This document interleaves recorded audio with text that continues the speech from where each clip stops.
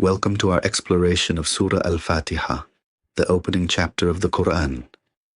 This profound surah is the foundation of Islamic prayer and contains the essence of the entire Qur'an within its 7 verses. Surah Al-Fātiḥah holds the honor of being the first chapter of the Qur'an.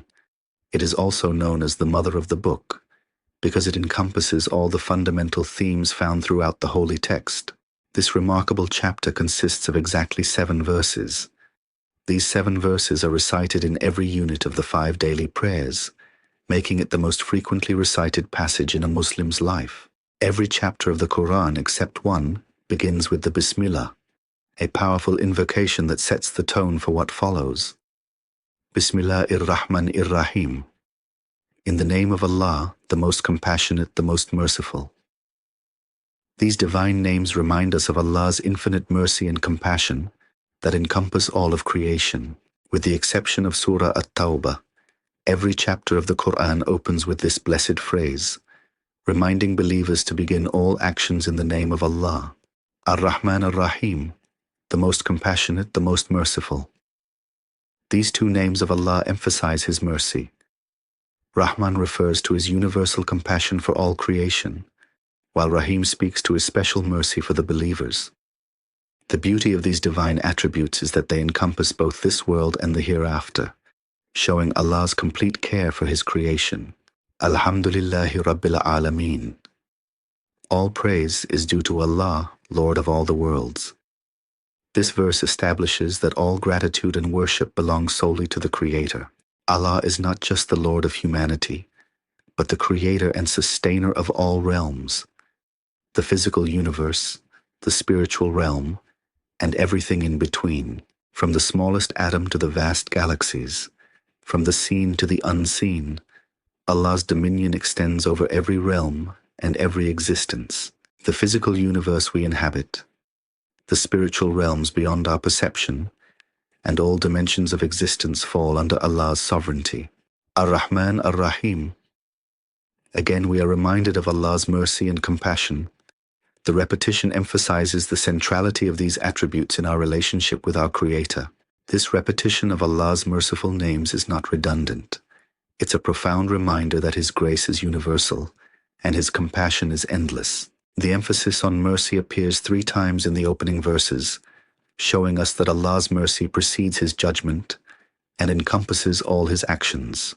Maliki Yawmiddin, Master of the Day of Judgment. After establishing His mercy, the Qur'an reminds us of accountability in the ultimate day when all will stand before their Creator. Our journey begins in this life, transitions through death, and culminates in the day of accountability when every soul will face the consequences of their choices. Every action we take, every choice we make, every intention we hold, all will be brought forth and judged with perfect justice on that momentous day. On the day of judgment, all earthly power and authority will vanish, and only Allah's absolute sovereignty will remain. Iyyaka na'budu wa iyyaka nasta'in. You alone we worship, and you alone we ask for help. This is the pivotal verse where the surah shifts from praise to personal commitment.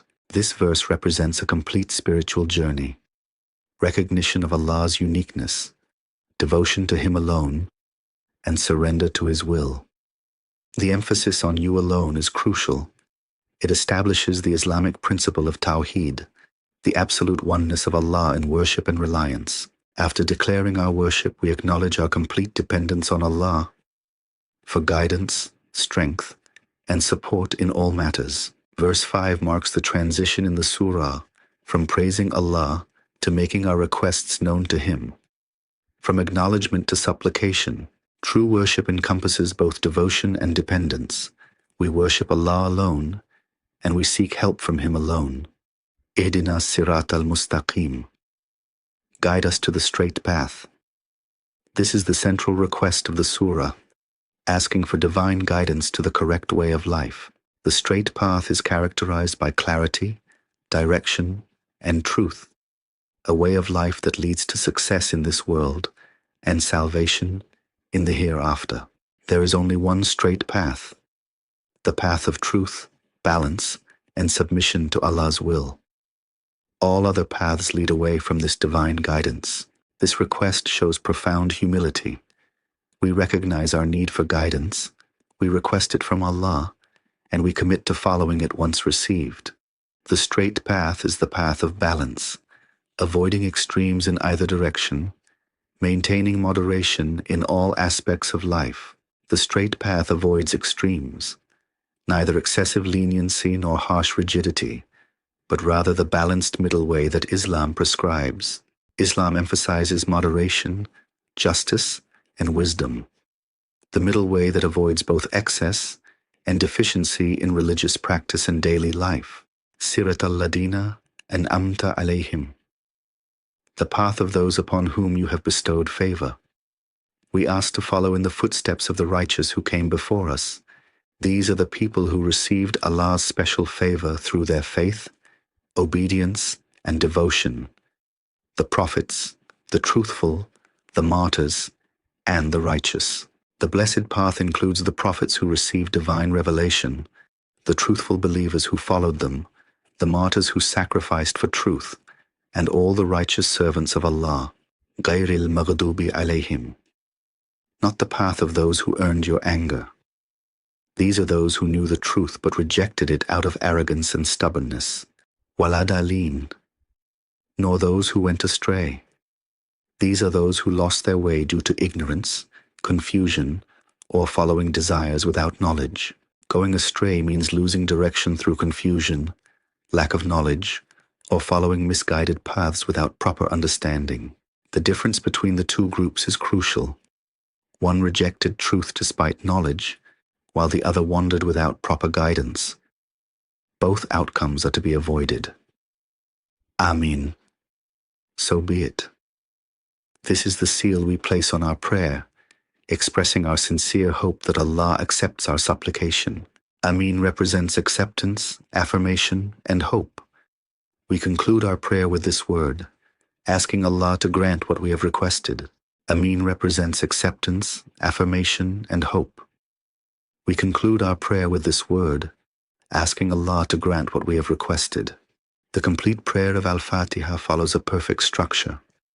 We praise Allah, acknowledge His attributes, declare our devotion, request guidance, and seek to follow the path of the righteous. 7 perfect verses, recited at least 17 times daily in the 5 obligatory prayers. This is how central Al-Fatiḥah is to a Muslim's spiritual life. Why is this chapter so important? Because it contains everything a believer needs: recognition of Allah, acknowledgement of accountability, commitment to worship, and a prayer for guidance. Al-Fatiḥah provides complete guidance. It teaches us about Allah, about ourselves, about our purpose, and about the path we should follow. The surah beautifully balances praise of Allah, our request for guidance, and our hope for following the righteous path, all essential elements of a complete prayer. The structure moves from divine names and attributes to acknowledging human need, to requesting the guided path, a perfect progression of spiritual awareness. Al-Fatiḥah is truly the opening, the gateway to the Qur'an, the key to understanding Islam, and the foundation of every Muslim's daily prayers. As we conclude, take time to reflect on these profound verses, recite them with understanding, contemplate their meanings, and let them guide your life. May Allah accept our prayers and guide us all to the straight path. Ameen.